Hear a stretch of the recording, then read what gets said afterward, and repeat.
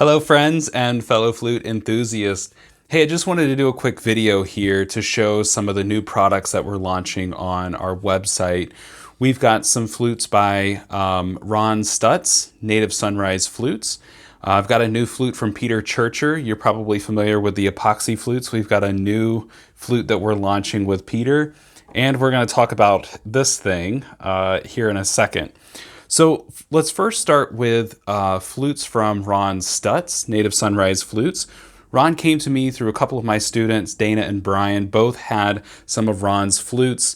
And at one point, Brian was super excited in one of our lessons. He's like, hey, I got these two new flutes from Ron. You really got to check them out. And he played them for me, and I was just really surprised. So that led to having a conversation with Ron, and then we decided to carry his flutes. So like many of the flutes that we carry on our website, we like to just create just certain keys and certain woods just to better handle control of inventory and for the flute maker themselves. So we have here, the design of these flutes is much the same, but we offer these in 3 different keys, 2 different woods. So this is the smoked oak. This is in the key, smoked walnut, I'm sorry, smoked walnut. This is in the key of mid E. Here's what it sounds like.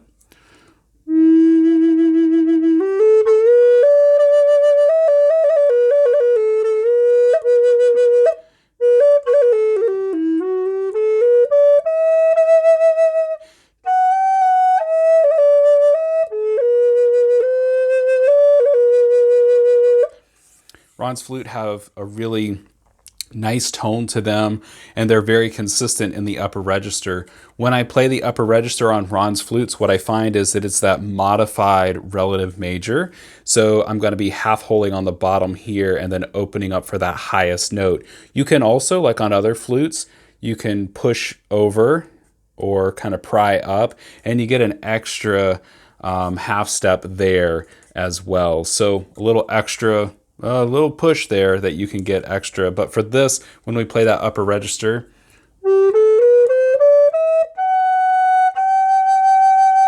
which makes this a more stable note. Anyway, I digress down that. So the E comes in smoked walnut. Then we have a D, and the D is in Spanish cedar. And here's what it sounds like. Oh, and also it has ergonomic holes. Once we get to the D and the C, they're a little bit larger flute. So this is important if you're looking at a lower range flute, pitch-wise. Once you get to D and C, you can start to see this in flute manufacturing. So they will offset the holes, make them more ergonomic. This is important if you play left or right hand on bottom. These are set up like I play for right hand on bottom. Most of us play right hand on bottom. I had another student who wanted to buy the C and the D flute, but he plays left hand on bottom. And I said, dude, this is not going to work for you. It's going to feel awkward. If you're used to playing left hand on bottom, that reach is not going to work. You'd have to switch your hands around. So just keep that in mind. If you need a left-handed, one of these in a left hand, you can reach out to Ron. He'll happily make those. It's just not something that we keep stocked. So here's the D.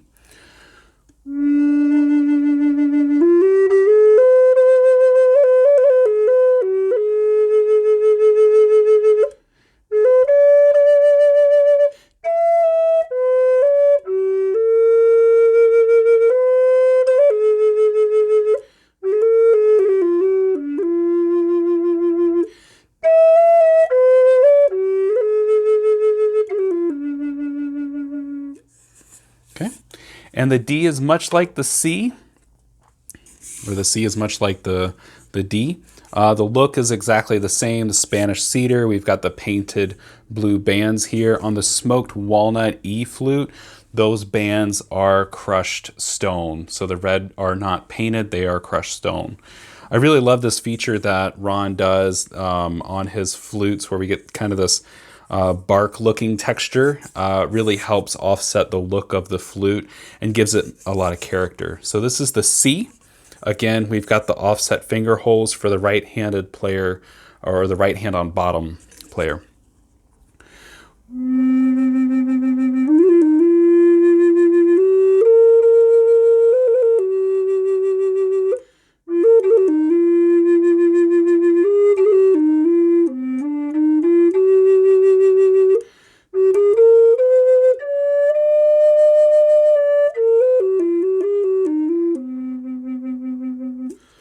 Really beautiful tone.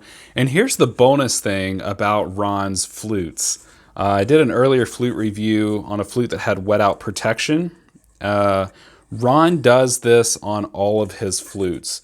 We see this little piece. He's got a ceramic insert here for the flue, also on the bottom of the block.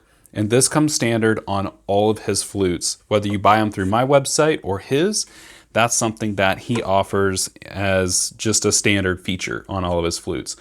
And I will say from personal experience, I got one of his flutes. I've got a couple of other flutes, not these, from him, and I drove it hard. I wanted to see really what would happen, and I have an A flute and an F sharp flute from him, and I drove it really hard, and I practiced and I played and I played and played. 30 minutes, 40 minutes went by.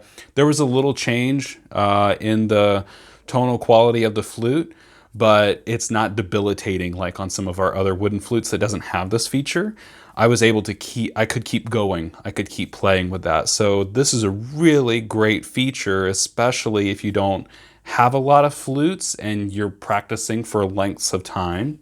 There's a lot of great benefits here. So I want to keep moving here into another flute that Peter Churcher and I are working on. This is called the Fusion Flute. It's in the key of F sharp, and it features spalted maple and epoxy. So the fusion of those two materials come together. We've also got some really cool tiger eye cabochons on the top of the block just to give it a nice aesthetic. And with this particular epoxy, Peter let me pick this epoxy out, and it has a color change. If you ever look at a piece of labradorite or some of those, even tiger eye, it's like there's undertones. And this flute, I hope this video will do it justice. It depends on the way you look at it. You'll catch a glimmer. I think I can see it here around this hole. Like it looks orangish red, but as you move it, you get these undertones of this like blue and purple, a little bit of purple in there. But you get some of those undertones there, and each one's very different. The spalted maple is different from flute to flute. The placement of the epoxy, just how it is, and then how much this comes up is a matter of depth and angle as well. So each one's very, very unique. They're all in the key of F sharp. They're all spalted maple and this particular epoxy. Here's what this flute sounds like.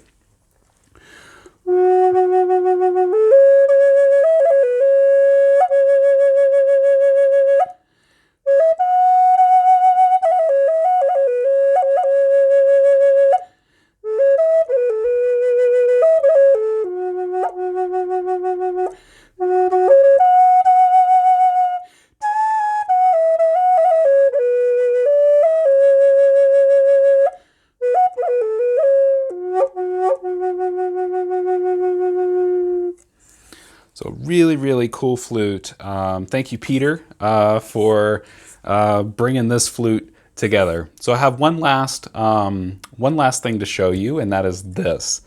This is a travel Didge.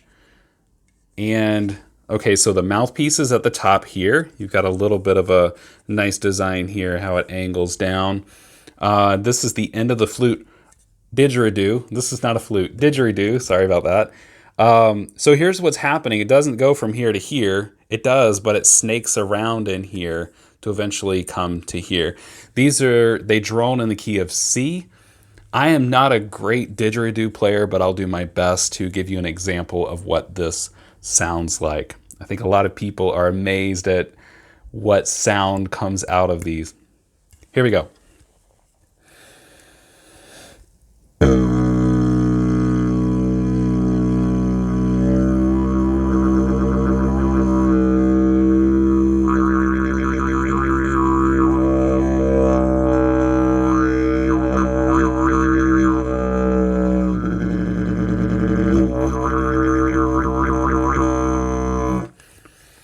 I haven't mastered the circular breathing. I'm working on it. But this is a great way to take a Didge with you. My lips are tingling a little bit. buzzing around like that. But this is a great way to take a Didge with you on the go. We offer these on our website now. They also come with a little Didge bag. So instead of carrying around a 4 or 5 foot Didge, these come in at about 10 inches or so. So really, really portable, great to take out into the woods as we're getting out more into nature and playing our instruments. So that is what I have to share with you today. I wanted to keep it short and sweet. I digressed a little bit, but I hope you've enjoyed this video. Make sure you subscribe. We're always producing more music and educational tips for flute playing, and then little product launches like this. So I hope this gives you a good example of what we've got going on. So thanks so much. Hope to see you soon. Take care.